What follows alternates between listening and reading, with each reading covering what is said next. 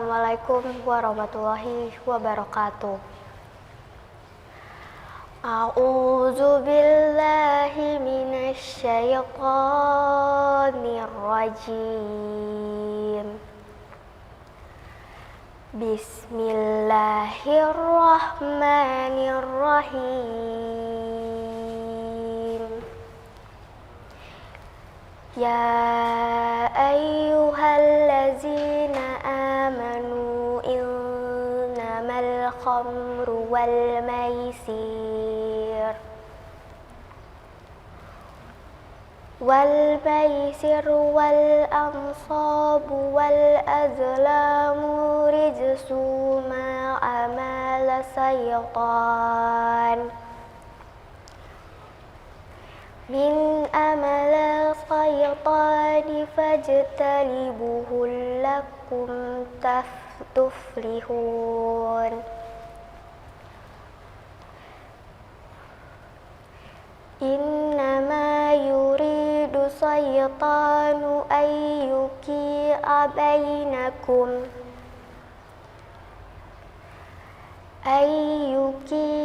bainakumul adawata wal baghdha'a fil khamri wal maisiri wa yasuddakum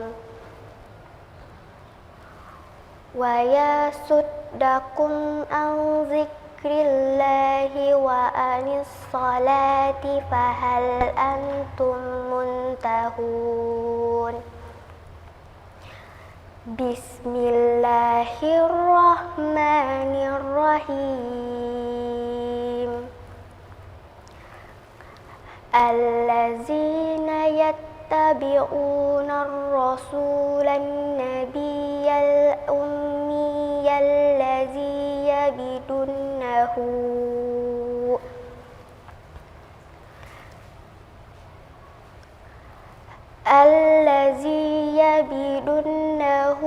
maktuban indahum fi taurati wal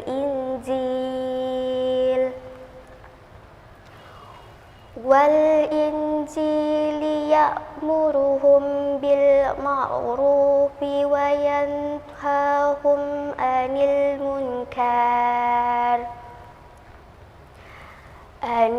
munkari wa yuhillu lahumut thayyibati wa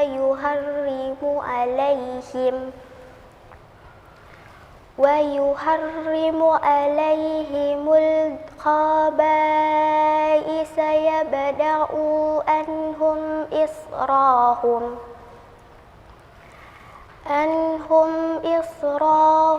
wal a'lal allati kanat alaihim fallazina amanu bihi wa azaruhu wa nasaruhu wa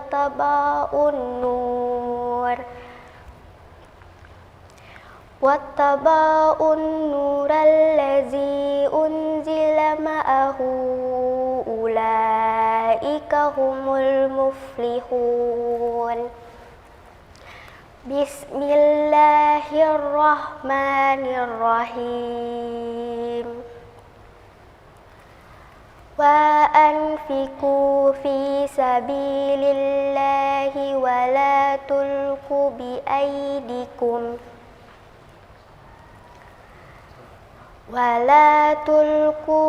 aidikum ila tahlukati wa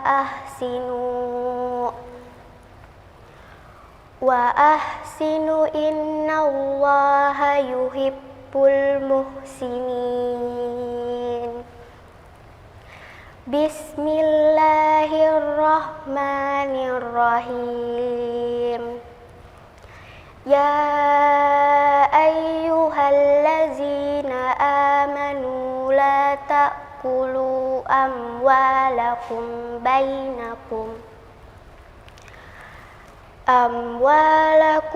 bainakum bil batili illa an takuna tijaratan an taradi minkum wa la taqtulu anfusakum innallaha kana bikum rahima. Shadaqallahul azim. Wassalamualaikum warahmatullahi wabarakatuh.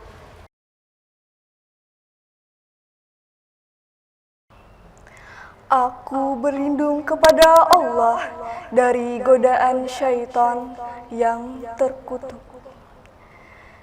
Dengan menyebut nama Allah yang Maha Pengasih lagi Maha Penyayang.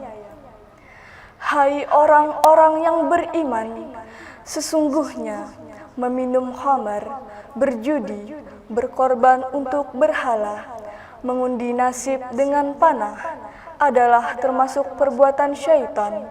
Maka jauhilah perbuatan-perbuatan itu agar kamu mendapat keberuntungan.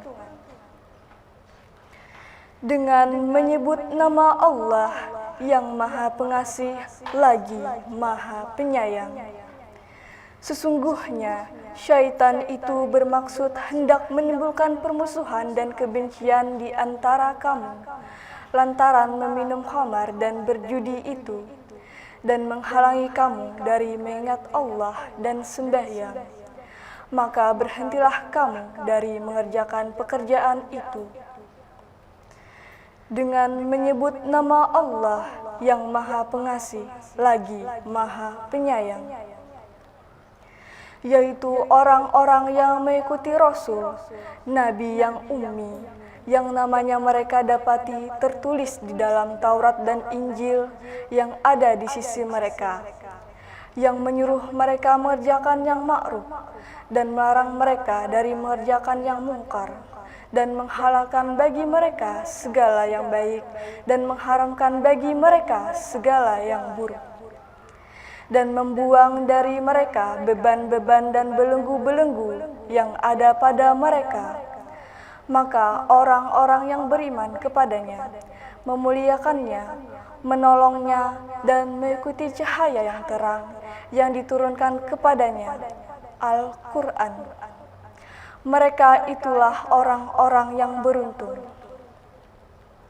Dengan menyebut nama Allah yang Maha Pengasih lagi Maha Penyayang, dan belanjakanlah hartamu di jalan Allah, dan janganlah kamu menjatuhkan dirimu sendiri ke dalam kebinasaan, dan berbuat baiklah, karena sesungguhnya Allah menyukai orang-orang yang berbuat baik.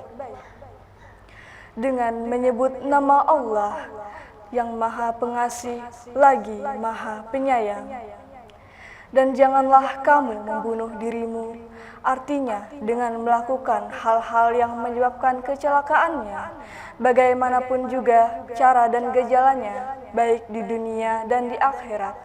Sesungguhnya Allah Maha Penyayang kepadamu, sehingga dilarangnya kamu berbuat demikian. Maha benar Allah dengan segala firman-Nya.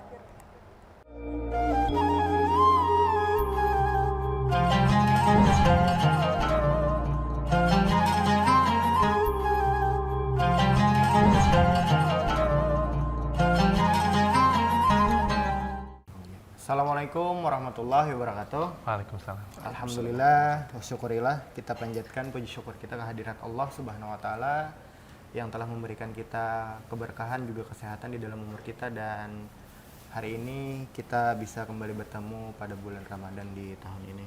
Dan hari ini hari keberapa, Bang? Hari ke-9. 9 Ramadan. Berarti sudah 8 hari kita berhasil melaksanakan bulan Ramadan. Iya, puasa. Puasa ya. Kalau bulan Ramadannya sudah sejak kecil, Bang ya. Iya. Jadi sudah 8 hari dan hari ini udah masuk ke 9, kita puasa, alhamdulillah kita disehatkan oleh Allah sehingga bisa lancar menjalankan ibadah puasa. Amin. Lancar, Bang, puasanya, Bang? Alhamdulillah. Lancar Alhamdulillah. aja. Nah, Sehat-sehat aja. sehat-sehat, Bang ya. Nah, kita harus sehat, Bang. Harus fit. Harus fit. Nah, dan tentunya di setiap edisi Gemar Ramadan kita selalu mendatangkan bintang tamu dan narasumber yang dalam pembicaraannya akan membawa manfaat dan juga edukasi, Bang ya. Dan ini apa? Dan hari ini menemani teman kita mau ngabuburit. berbuka puasa. Iya. Ya. Jadi sembari Anda menunggu, sembari Anda menyaksikan ini untuk mendapatkan edukasi dan tausiah dari guru-guru Bang ya. Nah, Oke. benar. Dan hari ini kita telah kedatangan tamu istimewa yaitu dari Badan Narkotika Nasional Kabupaten Hulu Sungai Selatan. Assalamualaikum Bapak. Pak. Waalaikumsalam. Alhamdulillah. Bagaimana kabarnya Pak? Sehat, alhamdulillah. Masih fit Pak ya? Masih di fit. Anies sendiri? Ya, ya, alhamdulillah masih fit. Alhamdulillah. Harus semangat kita Pak Semangat ya. terus. Agar kita bisa meraih hari kemenangan. Dan tema kita pada hari ini adalah jauhkan diri dari barang haram dan narkotika. Nah, sangat tepat sekali antara tema dan juga bintang tamunya. Karena mengapa Bang? Bahayanya narkotika ini sangat menjadi momok mengerikan bagi generasi-generasi penerus bangsa Bang ya. Jadi itu mengapa kita harus menyadarkan bahwa pentingnya untuk menjauhi barang haram narkotika ini. Dan hari ini tepat sekali kedatangan Bapak Tarmiji. Iya, Bapak Tarmiji di sini untuk menjelaskan dan mengedukasi kita semua tentang Apa sih bahaya-bahaya? apa bahayanya dan mengapa kita harus sangat-sangat menghindarkan diri dari Iya, barang benar. haram narkotika ini. Oke, baik Bapak. Tapi sebelum kita ngobrol lebih lanjut dan memasuki ke temanya Bang ya, kita akan membahas dulu nih tentang BNN dan apa sih itu Badan Narkotika Nasional Kabupaten Hulu Sungai Selatan ini Pak. Oke, mungkin bisa disapa dulu Pak para pemirsa HSS TV. Assalamualaikum warahmatullahi wabarakatuh. Salam pemirsa Gemar Ramadan. Kami dari BNN Hulu Sungai Selatan. Di sini Ulun Tarmiji SIP mewakili daripada Kepala BNN Hulu Sungai Selatan. Jabatan Ulun adalah analis penyuluhan dan layanan informasi BNN Hulu Sungai Selatan. Nah, jadi keberadaan BNN Hulu Sungai Selatan saat ini ada di Kabupaten Hulu Sungai Selatan ya lah. Tepatnya di Jalan Sudirman nomor 29 X Rumah Sakit Hasan Basri lah, bekas di bawah jembatan. Berarti berdekatan dengan Dinas Kesehatan Pak ya? Dengan PMI juga. Iya, betul, betul. Pak. Nggih. Nah, itu. Jadi keberadaan ini salah satunya adalah tugas pokok dan fungsi kami itu adalah melakukan kegiatan P4GN lah. Iya. Nah, itu pencegahan dan pemberantasan penyalahgunaan dan peredaran gelap narkotika. Nah, itu. Nggih. Jadi kami di sini ada terbagi dari beberapa seksi. Ada salah satunya itu ada seksi umum, ada seksi pemberantasan, rehabilitasi dan seksi P2M, pencegahan dan pemberdayaan masyarakat. Nah, itu. Nggih. Jadi kegiatan kami biasanya itu turun ke lapangan dan terus ada juga pelayanan di kantor gitu. Dan tentunya ini sangat berhubungan dengan pemberantasan narkoba ini Enggak, Pak ya. iya. Oke, kalau dikatakan tentang penyalahgunaan narkoba Pak, bagaimana sampai hari ini statusnya di kandangan ini Pak atau di Hulu Sungai Selatan ini? Kalau untuk di kandangan sendiri saat ini memanglah masih pemakainya masih banyak, pemakai lah. Tapi kalau pengedarnya itu atau bandarnya sudah berkurang. Nah itu karena kita ini adalah cuma sekedar pelintasan. Kebanyakan perlintasan dan kadang mereka itu mendatangkan narkoba itu dari kabupaten tetangga. Nah jadi datang penjualnya ke sini. Jadi pemakainya di sini yang banyak tertangkap. Makanya di dalam rutan itulah kebanyakan itu orang-orang luar. Nah, yang masuk ke sini. Yang pengedar apa itu lah. Kita kan cuma pemakainya banyak. Jadi saat ini kami berupaya lah untuk melakukan hal-hal pencegahan. Nah, melalui kegiatan atau program-program BNN itu sendiri. Oke, berarti kalau di kandangan ini yang ada itu pemakai Pak. Pemakai. Kalau yang lebih berbahaya ini walaupun sama-sama berbahaya tapi lebih berbahaya lagi jika ada pengedarnya Pak. Kalau pemakainya kan mungkin bisa diantisipasi dengan rehabilitasi. Oke, kalau pengedar ini itu sudah kelas besar. Susah. Mafia sudah masuk itu termasuk jaringan lah. Karena bukan perorangan tapi sudah masuk dari jaringan gitu. Betul. Oke. Kalau dari penyalahgunaan narkoba tadi juga pemberantasan Pak. Ada program khusus nggak sih Pak dari BNN Kabupaten Hulu Sungai Selatan ini Pak? Kalau di pemberantasan itu sendirilah kalau pemberantasan itu biasanya ada pemetaan jaringan lah, terus mendeteksi di mana tempat-tempat keberadaan orang penyalahgunaan narkoba atau tempat-tempat yang sering dilakukan untuk mangkal lah biasa menggunakan narkoba itu dideteksi oleh bagian pemetaan pemberantasan. Jadi terus mereka melakukan tindakan di lapangan. Misalnya penangkapan, penggeledahan apa segala terus sampai ke ranah hukum, sampai ke pengadilan segala dan sampai ke Punis lah. Nah, itu sampai ke rotan segala. Jadi kalau terus ada lagi seksi lain itu ada seksi P2M itu bagian pencegahan. Biasanya kalau pencegahan itu dengan cara-cara ada seperti ketahanan keluarga lah, ada remaja teman sebaya kegiatannya. Terus ada yang lebih ini program nasional ini. Itu ada di Hulu Senglastan, itu biasanya kami tiap tahun ada pembentukan desa bersinar. Jadi desa bersih narkoba. Yang kemarin kami tahun ini di daerah Padang Batung itu di daerah desa Karangjawa, dan kalau di Kelurahan Kandangan ini sendiri itu di Kelurahan Kandang Kota. Nah itu semalam sudah kami rakor dengan Pak PJ Bupati. Nah terus tahun ini Pak? Tahun ini, barusan hari Senin semalam rakornya. Seluruh dari 2 desa ini kami gabungkan. Jadi semalam itu ada arahan dari Bupati, dan Bupati sangat setuju kegiatan ini. Nah itu. Oke, berarti di tahun ini desa bersinarnya terpilih di Kecamatan Padang Batung. Iya. Kalau di tahun tadi kan desa Tibung Raya Pak ya? Kalau tahun tadi itu di desa Semuda, desa Samudra, Negara, sama desa Sungai Kupang. Kalau Lungau dan Timur Raya itu di setahun sebelumnya. Tahun 2022. Iya. Betul. Tapi apa sih kampung bersinar tuh apa Pak? Apa? Iya, betul. Yang dimaksud tuh apa gitu? Apa desa bersih narkoba ini? Atau apa sih yang dikerjakan? Jadi lah kalau desa bersinar ini tidak sembarang desa yang dipilih. Tentunya ada kategori-kategori, misalnya ada 8 indikator dan 5 indikator tambahan lah. Nah itu kalau 8 itu termasuk kayak desanya ada penjualnya, ada pemakainya, ada produksinya. Berarti didata dulu. Didata. Data ini kami kumpulkan berdasarkan dari data di BNN sendiri, dari Polres, Polsek, dan Satpol PP, serta laporan masyarakat. Dari kepala desa. Nah itu jadi kami satukan, kumpulkan, jadi kami temukan di situ desa yang rawan narkoba. Nah jadi kalau yang kada rawan, kayaknya kami bisa Oke. Berarti kadang kan orang mengetahui bahwa desa bersih narkoba itu adalah desa yang memang tidak ada kasus narkoba. Tapi malahan sebaliknya. Iya, sebaliknya. Yang perlu kita itu yang harus dibersihkan dan dipulihkan lah, sebagaimana kayak kearifan lokal yang nyaman gitu lah. Malah sebelumnya kita tahu bahwa desa bersih narkoba ini adalah desa yang memang bersih dari narkoba. Ternyata memang desa yang ada kasus narkobanya, kemudian kita bersihkan bersama. Nah, itu tadi kata Bapak Tarmiji tadi bahwa program-program yang dilaksanakan oleh BNN Kabupaten Hulu Sungai Selatan mulai dari turun ke lapangan, kemudian hingga memfasilitasi sampai memponisnya nanti Pak ya, membantunya Pak ya, tapi tidak memponisnya Pak ya, memponis tetap di pengadilan Pak ya. Oke. Nah, kemudian kita akan masuk ke tema nih Bang, tentang jauhkan diri dari barang haram dan narkotika. Ini tepat sekali nih Bang ya, karena hari ini bulan ini kan juga bulan suci Ramadan. Ini juga menjadi momentum kita untuk mampu nih Pak menyadarkan diri, juga membersihkan diri, dan mampu menjauhkan diri dari barang haram narkoba. Tentunya kita akan mengulik nih Pak tentang narkoba. Apa sih Pak narkoba itu atau narkotika itu? Tentunya lah narkoba mungkin kada asing lagi lah. Jadi narkoba itu sebenarnya singkatan lah. Bukan hanya narkoba kita saja, tapi narnya itu narkotika, koknya itu psikotropika, dan baknya itu bahan adiktif. Nah, itu.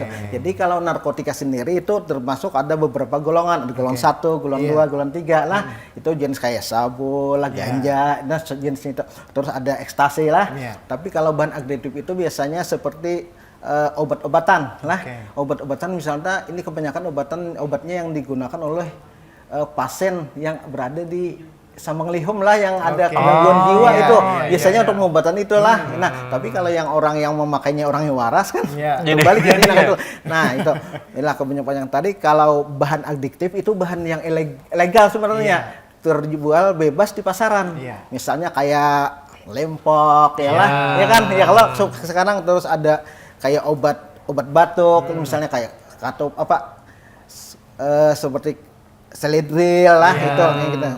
Terus ada obat yang Samskodin misalnya, itu kan di pasar itu bebas dijual. Nah, tapi disalahgunakan. Nah, itu sebenarnya ada hal yang itu. Nah, jadi kalau narkoba itu sendiri ini kada memuha lah, kada memuha, jadi ini bisa siapa saja diserangnya. Nggak bisa siapa saja. Misalnya baik itu pejabatnya lah, atau para pedagang atau apa segala macam orang berbisnis lain, terus dari orang tua, anak-anak, remaja, dewasa lah. Nah itu kan semua kena terbuka. Iya. Jadi tidak pandang bulu gitu. Iya betul. Jadi narkoba ini merupakan kepanjangan, Pak. Kepanjangan. Dari narkotika, psikotropika dan bahan adiktif. Oke, kalau nafsa itu Pak? Ya itu kata lain. Kata lain lagi Nafsu, Pak ya. sebenarnya artinya sama aja. Narkotika, psikotropika, zat adiktif. Nah, ini kan nafsu. Itu udah bahasa kesehatan lah. Kalau ini bahasa dari BNN gitu kan. Narkoba. Iya betul. Berarti sebenarnya yang dimaksud dengan narkoba atau narkotika ini memang menjadi obat yang sudah dibuat Pak ya, tapi disalahgunakan oleh orang yang salah ini. Iya, kayak contohnya ya tadi kayak obat batuk. Iya, tidak sesuai dengan dosis ya. Misalnya sehari cuma 2 kali misalnya itu dosisnya bisa 10-15 lain pakainya. Yang harusnya buat sepatu berlubang. Nah, iya untuk malam sepatu diut yang dibuat ke plastik misalnya diut, gasnya itu kan ada uapnya lah. Nah, itu sebenarnya itu lebih berbahaya daripada narkotika yang sebenarnya lah. Kalau itu kan langsung menyerang ke pembuluh saraf otak lah. Nah, kalau obat-obatan itu biasanya ke pembuluh darah dulu, ke aliran tubuh lah, baru sampai ke saraf ya lah. Nah itu kalau itu langsung ke dihiut karena dihiut. Dari hidung langsung naik. Lebih berbahaya. Lebih tinggi Pak ya, karena merusak ke saraf. Saraf kita kan ada jutaan. Iya betul. Makanya tadi kata Bapak Tarmiji tadi, obat-obat yang sebenarnya digunakan oleh orang yang dengan gangguan jiwa Pak ya, orang waras ini mengkonsumsinya. Nah itu. Pada akhirnya bisa menjadi orang yang gangguan jiwa juga Pak ya. Oke. Nah berarti ini memang narkoba ini sangat berbahaya Bang ya. Nah kalau berbicara tentang penyalahgunaan lagi nih Pak, di Hulu Sungai Selatan ini atau malah di daerah-daerah lain, umur berapa sih Pak yang sangat-sangat berpotensi untuk menyalahgunakan narkoba? Sebenarnya untuk penyalahgunaan narkoba ini kan sebenarnya katakan tadi tidak bermuka lah, tapi yang kebanyakan dari penyalahgunaan itu dari remaja. Nah orang yang remaja atau orang yang putus sekolah. Nah itu kebanyakan mereka kalau remaja ini kebanyakan adanya pergaulan bebas lah. Jadi untuk rasa pertemanan mereka itulah kalau kadang mengonsumsi hal-hal yang kayak itu mungkin kurang istilahnya itu tidak keren katanya. Lalu kalau biasanya mereka dibully lah atau tidak dihirani jalan bahasa kita itulah. Jadi kalau tidak bergabung dengan mereka, nah itu akhirnya coba-coba. Nah pertama itu gratis ya, gratis cuma diberi. Nanti kalau sudah inya kecanduan, kawan kadang mau lagi nukarnya harus beli sendiri. Nah jadi akhirnya dia menimbulkan kriminal lain biasanya karena misalnya uang kadang untuk menukar bisa mencuri lah. Nah itu ambil berjual di rumah. Nah itu awalnya memang dari lingkungan juga. Dari lingkungan, lingkungan yang kurang baik lah gitulah. Tapi kalau kita bisa memilah-milah lah, mungkin bisa aja kadang terlibat gitu. Tapi memang berarti di masa muda ini adalah masa-masa yang sangat berpotensi. Nah rentan, masa yang rentan itu, masa pancaroba lah gitu. Pancaroba. Karena perkumpulan terperteman tadi kan memang tidak semuanya lingkungan baik Pak. Karena yang kada baik. Saya jadi Tapi kemudian mulai dari yang menyalahgunakan tadi Pak, mulai dari kata Bapak tadi mulai yang kecil-kecil, Pak ya, mulai digratiskan sampai dibeli sendiri hingga pada akhirnya berakibat ke hal-hal yang malah kriminal Bang ya, mulai dari mencuri, mungkin berkelahi atau dan lain sebagainya. Tapi itu kan Pak mulai dari yang kecil-kecil tadi, bagaimana Pak tingkatannya itu sehingga dia bisa menjadi penyalahguna besar Pak? Apakah memang karena lingkungan ini semakin memburuk atau bagaimana Pak? Begini lah, sebenarnya itu memang dari hal-hal yang kecil lah. Misalnya dari anak-anak biasanya dibiasakan dengan hal-hal yang kurang baik. Misalnya seperti ada broken home misalnya di rumah. Broken home di rumah terus. Jadi kurang di keluarga itu kurang kasih sayang itu. Jadi dia mencari kesenangan sendiri lah. Nah terus terkait dengan hal itu misalnya dari hal yang kecil misalnya mereka merokok lah. Iya. Merokok itu awal daripada masuknya narkoba. Nah itu. Jadi setelah merokok itu kayaknya kalau sudah ada kecanduan kan di rokok itu ada candunya juga sebenarnya lah. Ya, seperti nikotin itulah. Terus nanti bisanya karena berkaulan lah bisa ke yang lebih tinggi tadi melempok misalnya itulah. Itu mau obat lah. Karena mau obat ini kurang tren bisa menyabu lah kan. Nanti sudah ingin menyabu kan sabu ini biasanya kan keuntungannya finansialnya itu cukup lumayan lah besar gitu. Nah, jadi di samping inya memakai mungkin dia melakukan untuk hal bisnis itu juga. Berjualan. Nah, akhirnya sampingan. Jadi di samping menjual, ini memakai juga. Nah, akhirnya ini berkecimpunglah dengan para bandar-bandar untuk melakukan hal-hal yang demikian. Ya lah. Nah, itu jadi ya nanti itu kan salah satu aset dari bandar mungkin ya. Kalau ke itu ini masuk lagi Sudah satu bisa berbisnis Pak ya. Nah, bisnis artinya kan misalnya kan dipercaya untuk ikam misalnya pasarkan ini lah cari mangsa dengan ini upah sekian. Nah, itu kan bisa ini. Jadi mulai dari potensinya hanya memakai Pak ya. Iya, yang hanya dia mungkin tidak ada uang untuk membeli. Nah, itu. Berpikirlah dia berpikir untuk bagaimana caranya kita bisa tanpa bermodal Pak ya. Iya, tanpa bermodal. Tapi Jadi kita tetap kebanyakan bisa ya memakai. dari misalnya bisanya yang mengambil dari bandar itu misalnya segram misalnya. Segram itu biasanya pasti segram. Biasanya kalau istilah di sini dikuit duitnya untuk memakai seorang. Jadi ini dari segram itu bisa memakai tanpa ngeluarin uang. Jadi dari hasil penjualan ini dapat lagi. Nah, Membelentek aja. nah, itu dari pembelentek dari bandar. Iya, makanya kan dari putus-putusnya itu. Itu. Lawan kan biasanya itu berakhirnya sampai di pemakai aja habis. Siapa bendernya ya? Kan tahunya tutup mulut biasanya atau siapa pengedarnya. Nah, jadi paling tidak sampai pengedar lah ini di kalau kami tidak di lapangan kalau untuk bendernya biasa tutup mulut dan sampai di situ. Nah, itu Itu yang susahnya banget. Itu susahnya karena ada jaminan biasanya dari bandarnya. Misalnya ikan berapa tahun ya? Nah, itu kan misalnya 4 tahun. Nanti anak bini ikam ulun yang tanggung. Bisa kayak itu biasanya ada gitu. Nah, jadi ini merasa tenang aja di sana. Maksudnya kalau makanya keluar di di penjara itu kan biasanya mereka itu malah lebih gemuk. Kada pikiran karena kada mikiran keluarga. Malah keluarganya mikirkan. Berarti begitu Bang. Kalau memang sudah pernah tertangkap dan divonis penjara, itu ada jaminan juga dari biasanya. Makanya kebanyakan itu mereka yang sudah keluar bukan berarti mereka tobat, malah lebih parah karena itu karena mereka kembali lagi untuk bisnis itu. Dan ini Pak, kada takutan ya lah Pak. Kada takutan. Karena sudah ada dijamin bos aja. Nah, itu kebanyakan mereka. Jadi kalau untuk mencari bandar-bandar itu ya kayak Bang biasanya tutup mulut tadi sudah. Ini sampai di situ Bang sudah sampai di pengedar itu sudah. Jadi tidak ada kejeraan Pak. Iya, tidak ada kejeraan. Jadi kan itu kan dari masing-masing pribadi aja lah. Misalnya yang ingin bertobat itu kan biasanya ada tausiah juga di rotan itu lah. Nah, artinya ini bahaya-bahaya ini. Kalau ini masuk ke ada hidayah atau apa, kan bisa berubah keluarnya. Dari ini aja Milay. Awalnya dari rokok. Rokok itu. Kawan ulun Pak bari autan.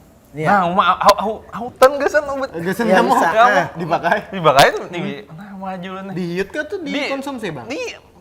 Dicampur sendiri. Lawan ini Pak, buah kecubung kan? Itu termasuk apa Pak? Kalau sekarang dari BNN itu kalau kecubung itu kan sangat viral ya kemarin di Kalbar itulah kemarin itu kan sekarang sudah ditangani oleh BNN dan sekarang masih diteliti di laboratorium BNN. Mangarannya buah nih. Itu apakah itu memang ada kandungan narkotikanya di dalam nanti karena itu efeknya kayak orang gila itu kalau mengonsumsi itu jadi sekarang masih diteliti dan mungkin belum diundang-undangkan lah nanti kalau memang ada narkotikanya mungkin Berarti kalau yang termasuk dari tumbuhan seperti buah kecubung tadi. Terus daun kayu sapat ganja itu dari daun juga itu. Itu kalau yang dikeringkan inilah biasanya itu masuk dalam golongan 1 itu juga narkotika itu. Ganja kan soalnya itu kan kalau ganja kalau kita di Kalimantan Selatan ini ya kurang ada lah, tapi kebanyakan di daerah Sumatera lah. Iya, Nah, di situ kebanyakannya ganja. Karena Oke. kebanyakan mereka di sana memang kayak dibikin sayur atau apalah. Katanya enak nah. Kalau yang masih hidup lah. Kalau yang sudah kering itu sudah kayak tembakau ya lah. Tembakau ganja itu kan biasanya ada tembakau ganja ya lah. Itu kan dari situ nggih. Oke. Tapi kalau ganja nih Bang, ada batasannya juga kah? Apa kalau untuk membuat dia menjadi narkoba tuh? Ada nggih biasanya kalau kita Untuk biasanya kesehatan nggak sebenarnya nggak Pak? Kalau untuk sebenarnya medis ya nggak Pak? kalau ada izin dari instansi yang berwenang bisa aja untuk penelitian, kesehatan ya bisa. Tapi kalau ganja biasanya 5 batang itu sudah kena pidana. Ada 5 batang kita menguasai. Nah itu, nggih. Nah itu sudah kena pidana. Artinya kita menyimpan, menanam atau segala itu, menyimpan narkoba. Nah itu, nggih. Tapi kalau hal-hal yang seperti kayak tadi yang dibilang itu untuk merokok yang ganja itulah, itu kan biasanya dilinting lah. Nah, dilinting kan bentuk-bentuk rokok. Nah itu biasanya dihiup. Itu kan dihisap kan, dihiut aja ganja itu juga sama aja. Kalian kalau ganja ini kan lebih tertutup Bang. Tertutup. Nah, itu bagaimana cara mendeteksi orang ini menggunakan ganja, Pak? Kalau di itu sebenarnya itu kalau kami cuma adanya tes oren lah. Nah itu aja. Jadi kalau orang menggunakan ganja misalnya di situ kayaknya terbaca aja menggunakan terbaca. Tetap terbaca Pak lah. Sabu misalnya amfetamin, autometamin misalnya yang ada terbaca. Tapi kalau secara penglihatan kita menilai memang tidak terlihat. Tidak terlihat nggih. Iya, tidak terlihat. Tapi apa? kalau itu kan biasanya kalau ganja itu kan untuk yang kesenangan atau segala ini. Tapi memang ganja ilegal, Pak ya? Enggak, sama ilegal. Ilegal. Enggak, barang haramnya itu lah. Termasuk juga, Pak ya? Oke. Nah, memabukkan itu. Memabukkan, apa-apa yang memabukkan itu haram. Iya, Pak ya? kan Sampai sudah apa enggak. itu juga? Artinya kan Tai sekarang sapi. ini cuma sebutannya itu kalau zaman dulu mungkin minum-minuman atau hammer lah segala itu yang diharapkan. Tapi kalau sekarang zaman modern mungkin bermacam-macam bentuk hal yang memabukkan. Jadi cuma bentuknya aja yang lain lah. Tapi kalau anunya tetap haram. Tetap. Jadi yang patokannya itu haramnya, Pak ya? Iya, Mari kita kiaskan jadi haramnya, Pak ya? Yang memabukkannya itu. Menjadi haram. Iya, menjadi haram. Oke, tadi kan Bapak sudah menjelaskan mulai dari awal-awalnya, kemudian bahaya-bahayanya sampai potensi potensi besarnya yang menggunakan, Bang ya. Nah, sampai ke arah yang jadi bandar lah, jadi bandar. yang itu sangat besar tuh kan bahayanya Bang ya. Nah, oke, kalau kita berbicara nih mulai dari awal dia kan baru bisa merokok, kemudian menggunakan obat-obatan yang kecil-kecil Pak lah. Itu masih bisa diselamatkan nggak Pak agar tidak meningkat levelnya ini Pak? Iya benar. Salah satunya program kami tadi ada remaja teman sebaya lah. Ya itu salah satu pencegahan lah. Jadi sebenarnya orang-orang yang baru pemula yang ecek-ecek lah menggunakan yang murah-murahan itu sebenarnya bisa dicegah. Nah mereka agar tidak menggunakan itu dengan melalui semacam edukasi itulah atau sosialisasi itulah. Jadi mereka tahu bahwa bahaya-bahaya daripada yang mereka makan itu mereka pakai itu berbahaya. Itu bukan hanya dari pandangan kasat mata, ada apa jadi itu tapi efeknya lah. Nah, efeknya itu yang dikhawatirkan itu yang membuat inya kecanduan itu tadi. Akhirnya inya ketagihan. Nah, jadi akhirnya mencari hal-hal yang baru. Nah, mencari hal yang baru tadi termasuk di obat-obatan, terus ada yang sabu atau sampai ke situ nggih. Nah, jadi ingin menikmatinya penasaran jadinya penasaran orang itu penasaran biasanya ingin selalu mencoba. Nah, itu. Masa-masa muda ini masa-masa masa penasaran. Jadi ingin mencoba hal yang baru. Nah, itu orang menggunakan apalagi ada ajakan-ajakan dari nah itu ajakan dan teman itu ada banyak faktor-faktornya kalau Pak. Iya. Kurang agamanya, kurang agamanya, kasih sayangnya dari rumah tangga orang tua lah, terus ada broken home di rumah tangga lah, terus dengan teman misalnya ada semacam kena bully atau apa sih kan minder nih kan supaya percaya diri. jangan ada keren, itu kan supaya percaya dirinya lah larinya ke narkoba biasanya itu. Karena anggapan keren ini jika lingkungannya itu sama. Tapi kalau mungkin lingkungannya tidak sama-sama bersih dari narkoba itu tidak keren. Sangat-sangat tidak keren. Sebenarnya itu suatu yang salah. Keren kalau kada makai narkoba aja. Tapi kalau keren kada tidak makai narkoba itu baru keren lah. Kalau makai narkoba bebinian gin kada hakun beparak lah kalau kita tahu. Nah itu kan. Nah, ini kan kata Bapak tadi bahwa anak-anak muda atau usia-usia belia ini menjadi potensi yang sangat besar menggunakan atau menyalahgunakan. Berarti dari BNN ini ada masuk ke sekolah-sekolah nggak Pak?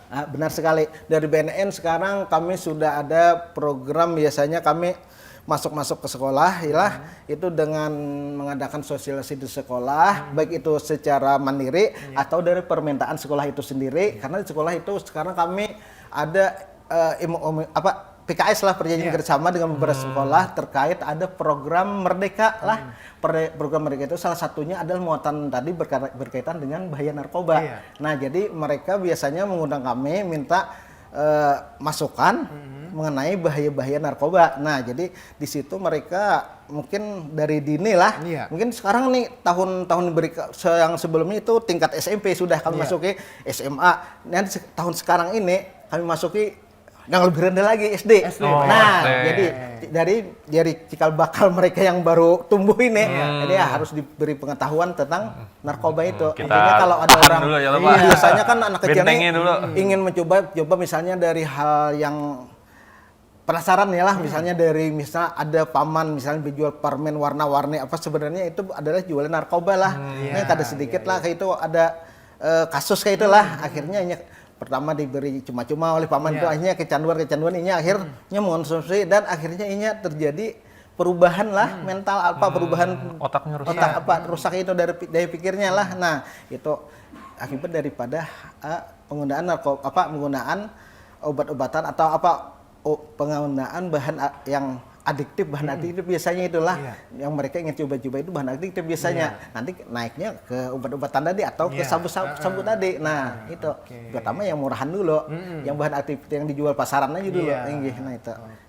Berarti mulai memasuki. Iya, mulai masuk dari SD sudah rencana kami mulai tahun ini sudah melaksanakan di sekolah-sekolah SD. Jadi yang kami undang pun kami ini rencananya ada kegiatan semacam mengumpulkan bukan pendidikan itu para pendidik untuk dikumpulkan mengenai nanti kami beri semacam penyuluhan atau pelatihan lah atau untuk disampaikan kepada anak-anak murid gitu. Nah, itu masalah berkaitan dengan penyalahgunaan narkoba itu. Iya, oke. Berarti jadi mulai mengantisipasi dari level yang paling rendah dulu Pak ya. Dari anak-anak.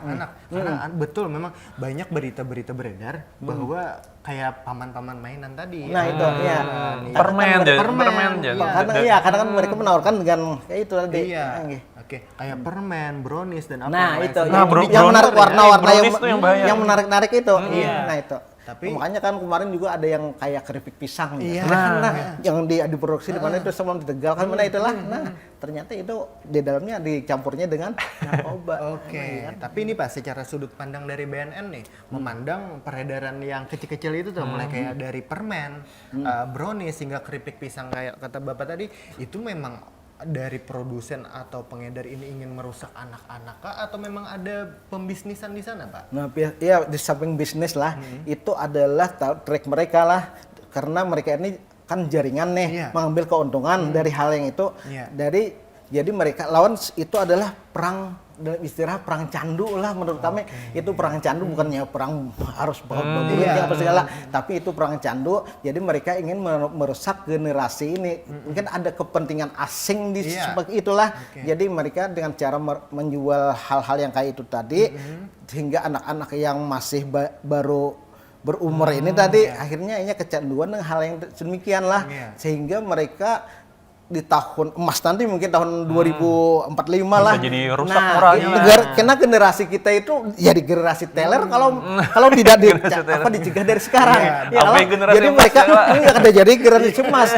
Soalnya kalau ini pakai kekerasan otomatis kan kita ada peralatan perang apa segala, tapi kalau orang sudah teler, tinggal tunjuk-tunjuk aja, kan perlu dengan kekerasan itu. Nah, perangnya jadi dari sana itu termasuk pertahanan negara juga dirusaknya itu dengan cara memasukkan narkoba tadi ke generasi muda kita. Nah, itu jadi karena ibaratnya kan musuh kita ini kan bukan hanya teroris terus ada korupsi tapi narkoba itu jadi musuh, kata Pak Presiden juga kan pernah bahwa musuh kita itu narkoba itu adalah musuh negara. Nah, jadi urutannya itu urutan yang ketiga tadi selain daripada teroris dan korupsi tadi. Best selanjutnya narkoba itu ada Jujur juga mina kamunya. Inya tua-tua ya lah tentara kan.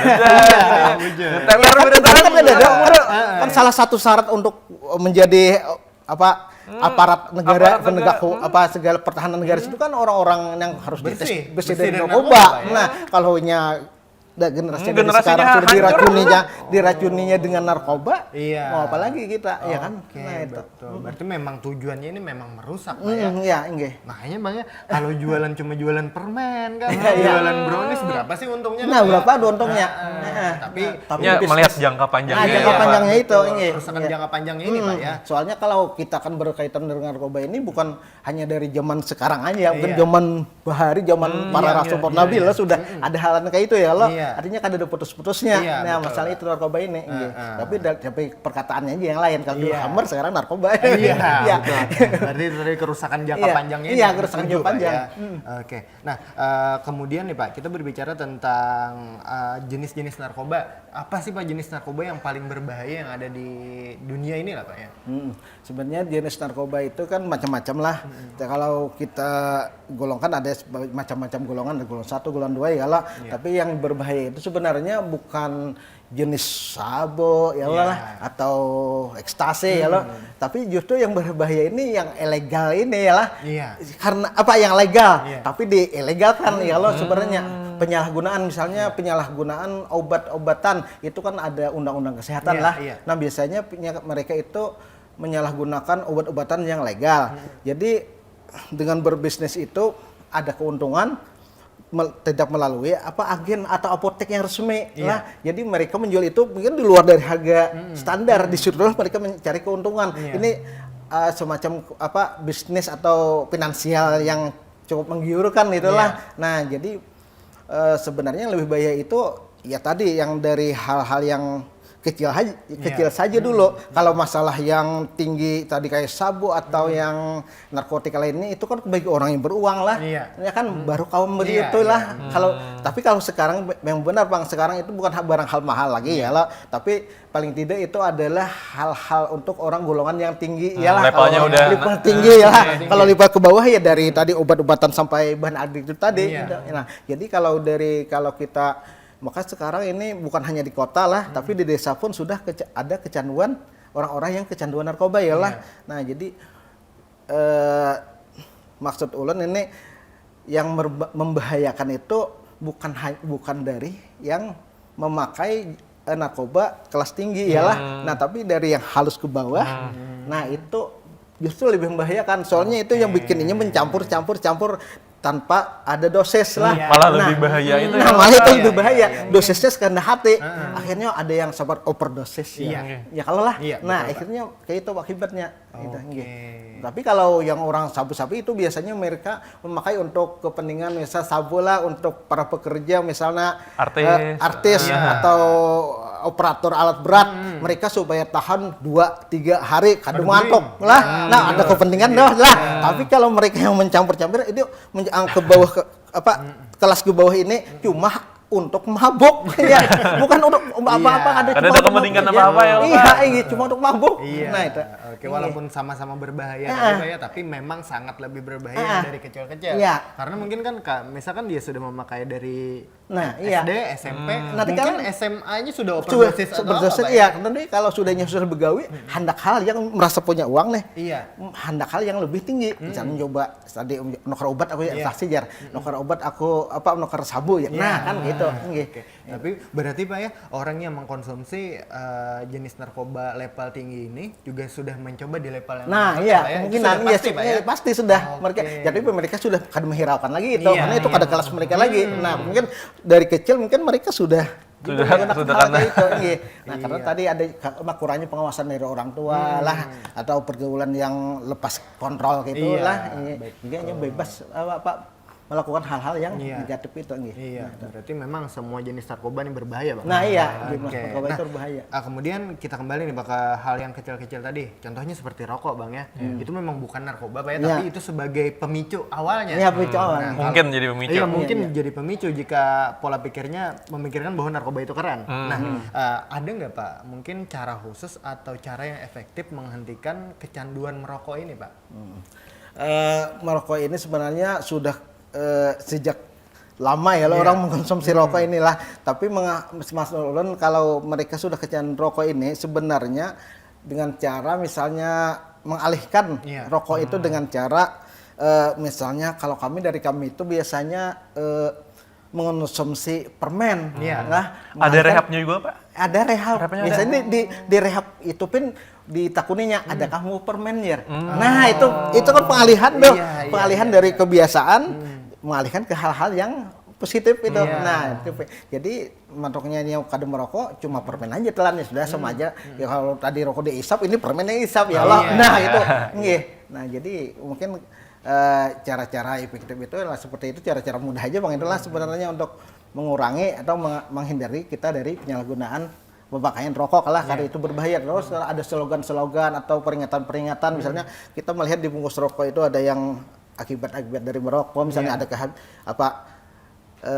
janin dan jantung dan orang hamil sekali itu rusak lah karena akibat rokok. Nah, jadi sebenarnya dari kalau kecanduan itu memang kesalahan orang tuanya. Kalau orang tuanya perokok atau mengonsumsi obat, anaknya yang di dalam pun Karena tahu juga sudah karena dampaknya. Jadi keluarnya nanti sudah pikirannya sudah sudah kacau juga lah. Oke, berarti kecanduan merokok ini juga bisa direhab Pak ya? Bisa jadi rehab. Iya, pandangan orang kalau sudah bisa merokok juga Ya, candu tapi katanya rehabnya mungkin disembuhkan. rehab pribadi aja dulu ya, dengan mengurangi Bukan tadi. di BNN ya, Pak? Iya, kalau di BNN kan misalnya kayak yang minum-minuman tadi bisa aja ya kecanduan obat yang misalnya obatnya legal tapi dicampur-campur bisa aja itu. Misalnya gaduk misalnya alkohol itu kan gajah duduk misalnya. Nah, itu nggih. Berarti kalau rokok bisa direhab sendiri, Iya, mandiri di rumah Pak ya? mandiri di rumah aja. Jadi menggunakan atau terapi atau permen Diruqyah tadi. kah? Diruqyah kah? Ya, bisa jadi alternatif. Bisa jadi. Iya, betul Pak. Kalau melihat nih Pak, orang yang menggunakan narkoba nih, ada nggak mungkin ciri-cirinya Bang ya kalau orang ini sedang menggunakan narkoba nih Pak? Ciri-cirinya kayak inilah.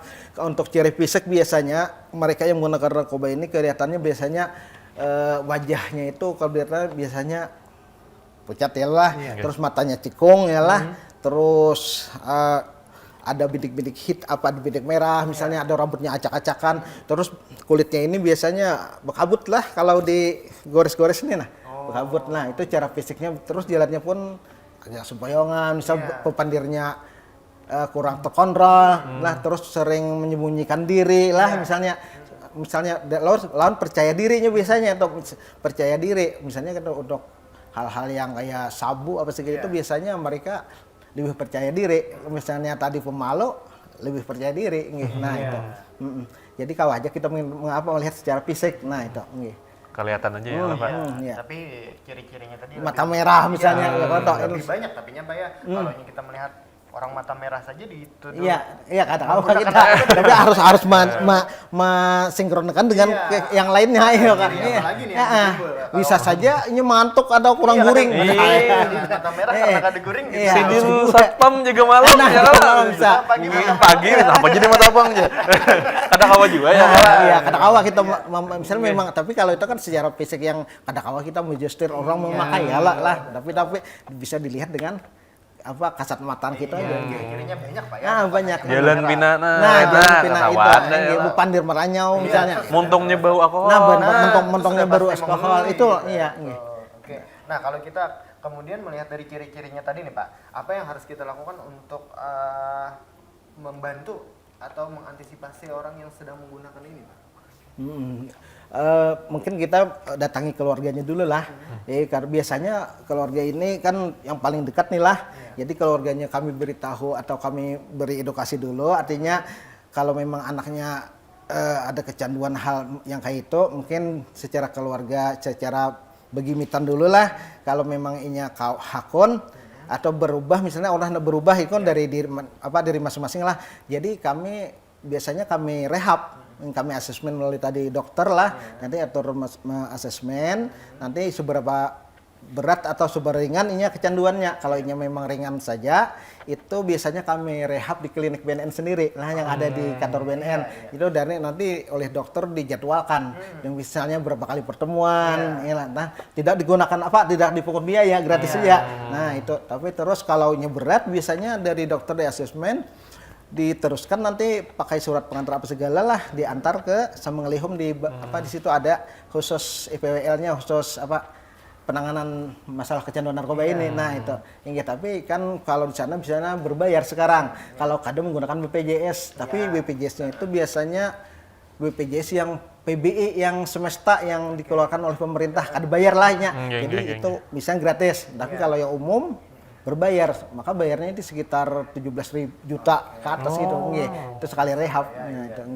Nah itu. Berarti kalau antisipasi dan pemberantasannya ini mulai dari pendekatan ke keluarga. Ya pendekatan keluarga dulu, nah itu. Baru nanti kan kalau sudah memang keluarga tidak mampu, misalnya bisa lah ke BNN lah minta bantu supaya kayak apa orang ini penjelasan dijelaskan gitu. Nah, cari solusinya ya Pak. Solusinya gitu kan, tidak jangan jalan kekerasan kada gitu. Nah iya. Karena ini kan mereka cuma korban lah, korban aja sebenarnya, korban dari para orang yang berbisnis itu tadi, akhirnya mengakibatkan tadi sampai melakukan penyalahgunaan narkoba itu tadi. Nah itu. Berarti pendekatan ke jadi orangnya kayak itu misalnya bukan malah dijauhi kada, tapi harusnya dirangkul. Harus dirangkul. Jangan nanti karena semakin minder. Nah, sebenarnya akhirnya dengan semakin minder, akhirnya aku kada dihirani juga jar. Aku kayak itu aku salah jurakan ya. Nah, kayak itu akhirnya pikirannya. Makin bebanget banget nih. Kawannya juga. Nah, gitu. Jadi memang pendekatan itu pendekatan penting proses penyembuhan ini. Jadi juga kepada masyarakat yang melihat bahwa ada pecandu atau penyalahguna ini memang harus dirangkul, Pak ya. Juga makanya itu hadirnya BNN di sini untuk membantu memberantas dan menyembuhkan. Jadi mengapa jangan dijauhi, Bang ya? Iya, jangan dijauhi. Pecandu dan pemakai itu sangat-sangat bisa disembuhkan. Iya, bisa jauhi barangnya aja. Istilahnya jauhi barangnya. Dipulihkan dipulihkan. Kalau disembuhkan kada mungkin dipulihkan. Paling tidaknya kada memakai lagi. Nah, itu aja Karena kan kalau sarap-sarapnya itu kan kalau sudah putus kada kau disambung lagi ya. Kada kayak kabel. Iya, bujur. Sistem lagi. Jadi putus paling yang ada aja dipelihara ya. Dipoles-poles. Dipoles jangan sampai menggunakan lagi. Oke. Nah nih Pak, pertanyaan terakhir nih Pak. Mungkin untuk BNN nih Pak, apa tantangan khususnya atau tantangan yang beratnya nih dalam memberantas penyalahgunaan narkotika ini Pak di Kabupaten Sulawesi Selatan, khususnya di era digital ini Pak? Begini, untuk tantangan terberat lah untuk BNN sendiri itu rasanya ada ketakutan masyarakat tentang narkoba. Biasanya mereka itu enggan untuk melaporkan kalau keluarganya ada terpapar penyalahgunaan narkoba. Karena takutnya itu kayaknya ditangkap BNN jar. Takutnya itu sebenarnya sekarang ditonjolkan itu mendekati masyarakat itu kalau sekarang itu tidak lagi dengan kekerasan lah. Jadi malah mereka itu korban malah semakin didekati. Nah, jadi kada mungkin ditangkap kalau inya kada bersalah lah. Nah, kalau inya didampingi pihak keluarganya untuk melaporkan ke BNN dengan kesadaran sendiri, misalnya itu kami dari BNN siap aja untuk melakukan rehabilitasi. Nah, tidak dikenakan pidana. Nah, tidak pidana, tapi kecuali mereka yang tertangkap basah menggunakan narkoba. Misalnya pesta, di situ ada sabunya ada, misal bongnya ada. Nah, itu nang kada terlibat pun lah. Lu kada umpatan itu tangkap juga. Nah, tangkap juga. Jadi jadikan sebagai kesaksiannya bahwa benarkah ini gitu Nah, itu.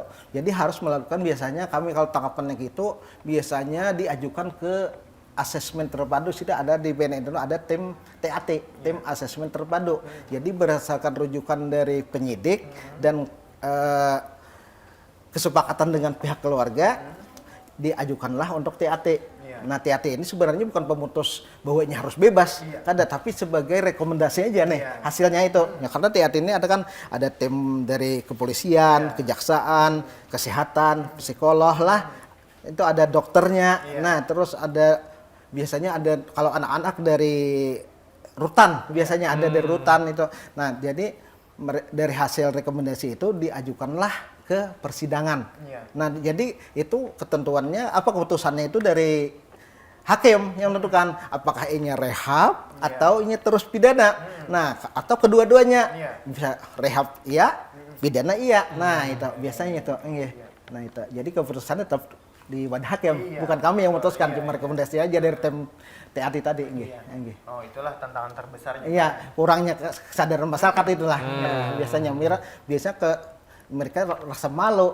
Nah, tidak adanya keluarganya mereka yang terlibat narkoba aja. Nah, si anu mau ditangkap polisi jadi bawa aja. Padahal hendak direhab misalnya atau dari BNN bawa direhab. Tapi masyarakat supan. Nah, supan melaporkan. Nah, itu aja. Iya. Jadi itu tadi tantangan terberatnya bahwa masyarakat ini lebih besar ketakutannya. Nah, melaporkan atau meminta bantu merehab orang yang candu ini, Pak. Ya, makanya tadi kami kan ada program tadi Bisa Bersinar, di situ kan ada program kayak sosialisasi, tadi ada program ketahanan masyarakat, ketahanan keluarga lah. Makanya dari situ kami masuki bahwa narkoba itu sebenarnya kalau untuk pelatihan penelitian lah atau untuk kesehatan misalnya kayak narkotika itu kan boleh aja kalau ada izin dari pihak yang berwenang ya. Nah itu, tapi kalau sebenarnya kadang membahayakan kalau kadang memakai lah. Iya sebenarnya itu. Tapi yang itu tadi yang memakai, yang mencoba-coba itu akhirnya kecanduan dan terus menerus. Nah itu.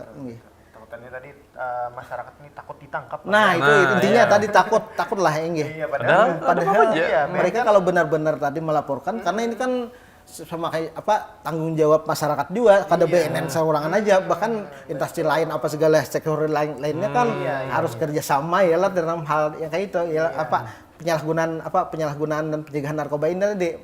Kita harus bekerja bukan masing-masing gitu tapi harus bareng-bareng semua gitu. Makanya kan sekarang kan pemerintah daerah melalui dinas, instansi atau segala macam sampai ke desa-desa, aparat desa, kelurahan diikutkan serta Malah di sini BNN hadir untuk membantu mulai dari mencegah, Bang berantas hingga sampai menyembuhkan.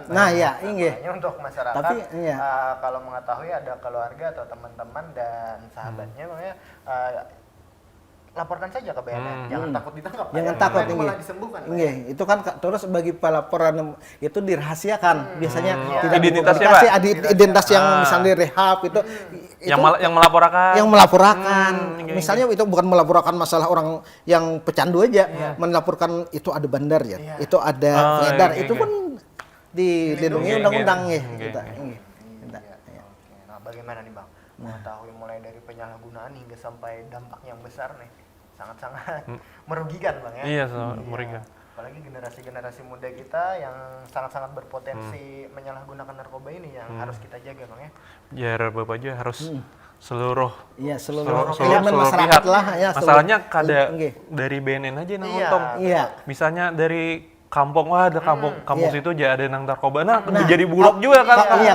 Kampung itu yang buruknya ya lah. Padahal kada salah kampungnya, salah orangnya. Jadi terbawa-bawa. Karena tadi malu, supan melaporkan kalau akhirnya kada tersentuh. Nah itu aja. Malah dampaknya akan semakin meluas. Semakin meluas kalau target-target yang lain itu. Nah itu. Betul. Oke, Bapak. Ini mungkin terakhir, Pak. Mungkin ada pesannya pada seluruh masyarakat tentang bahaya narkoba ini dan bagaimana sih Pak kita menyikapi penyalahgunaan narkoba ini, Pak? Baiklah. Untuk masalah Hulu Selatan tentunya lah kada usah malu-malu atau enggan melaporkan hal penyalahgunaan narkoba ke BNN Hulu Selatan. Silakan laporkan mereka yang ingin dirawat lah, misal penyalahgunaan pecandu misalnya, silahkan didatang didampingi keluarganya dan itu tidak ditahan dan tidak dikenakan pidana. Nah jadi itu himbauan saya, mudah-mudahan Hulu Selatan ini terbebas lah dari penyalahgunaan narkoba, paling tidak berkurang dari mereka generasi muda ini lebih mengetahui lah bahaya itu daripada sebelumnya gitu. Nah kalau sebelumnya sudah lewat lah, yang sekarang ini kita terus berkarya lah untuk yang baik-baik kita, jangan sampai menggunakan narkoba itu. Terus himbauan ulun bagi masyarakat Selatan ke depan, kalau memang ada petugas-petugas BNN misal ke daerah-daerah ke tempat-tempat sempian misalnya lah ada kegiatan, itu mungkin diharapkan lah keterbukaannya jadi untuk membantu kami dalam hal memerangi narkoba. Jadi jangan enggan-enggan. Jadi samping itu bagi pelapor itu dirahasiakan. Nah, yang tidak dipublikasikan. Mereka oleh dijamin daripada undang-undang. Nah, jadi tidak kami publikasikan, tetap kami rahasiakan. Bisa sekarang kan lewat WA ya Allah, lewat apa yang WhatsApp ya lah, bisa kan secara pribadi ya lo ke BNN ya lah. Gitu. Jadi kan kata-kata identitasnya ini, nah itu. Oke, terima kasih banyak Bapak telah menjelaskan dan mengaudikasi kami tentang jauhkan diri dari barang haram dan narkotika ini. Terima kasih Bapak, sangat-sangat bermanfaat Bang ya kita untuk mengetahui. Intinya war on drug. War on drug. Lebih baik kita menjauhi. Iya, betul. Jadi sekarang kami ada hashtagnya itu Indonesia bersinar. Ya termasuk ya sekarang Hulu Sungai Selatan bersinar. Jadi Hulu Sungai Selatan bersih narkoba. Nah itu. HSS bersinar. Iya. Karena di sini BNN hadir untuk mencegah, memberantas juga sampai merehabilitasi. Memulihkan orang yang terpapar oleh penyalahgunaan narkoba iyalah. Iya, oke. Dari pembicaraan kita hari ini tadi bisa mengambil poin bahwa dampak dari penyalahgunaan narkoba ini sangat fatal Bang ya. Fatal benar. Jadi maka oleh sebab itu dari tema pada hari ini adalah jauhkan diri nih Bang. Makanya kita lebih baik menjauhkan diri daripada sudah terjerumus dan rehabilitasi. Makanya lebih baik kita menjauhkan diri. Ya mencegah tadi lah. Lebih baik mencegah daripada sampai merehabilitasi. Iya, ya. gitu. Oke. Terima kasih para pemirsa SSTV yang sedang menyaksikan tayangan ini di hari ke-9 Ramadan ini bersama Bapak Tarmiji dan BNN Kabupaten Hulu Sungai Selatan. Semoga kita bisa kembali dipertemukan di episode sebelumnya di episode selanjutnya. Kita selalu disehatkan oleh Allah Subhanahu wa taala. Amin. Kami ucapkan kepada para masyarakat, kepada para sana Kominfo, juga pemirsa SSTV. Ini apa kalau ini jangan, kita kan biasanya ada di YouTube atau ya Pak. Pantengin terus. Iya. Nah, bisa di Instagram, bisa di YouTube. Iya. Karena di sana akan kalau kadang mau ketinggalan update-update masalah pemerintah Kabupaten Hulu Sungai Selatan. juga ada di Facebook. Iya, Facebook. Nah, di sini ada nih yang berkenaan dengan media sosial lah. Kalau di Instagram itu biasanya kami @infobnn _cup_HSS. Nah, terus untuk Facebooknya itu BNNK HSS BNN. Nah, untuk TikToknya @bnpobnn _cup_HSS _cup_HSS. Nah, terus untuk YouTube-nya itu BNN Kabupaten Hulu Sungai Selatan. Nah, lengkap di semua media sosial. Kita cari aja yang itu. Bisa cari aja. Nah, di bawah sini mungkin. Iya. Atau di kolom komentar. Nah, bisa cari yang tadi ya media sosial dari Kabupaten Hulu Sungai Selatan. Lengkap dari TikTok semuanya. Sekarang kan Romi TikTok kan orang lama. TikTokan ini buatan juga, TikTokan. Bisa langsung dicari di follow ya Bang ya. Iya, di follow lah. Terima kasih para pemirsa SSTV. Saya Muhammad Kamil Syabani bersama Ulun Pakih. bersama Bapak Tarmiji dari BNN Kabupaten Hulu Sungai Selatan. Pamit undur diri. Assalamualaikum warahmatullahi wabarakatuh. Waalaikumsalam warahmatullahi wabarakatuh.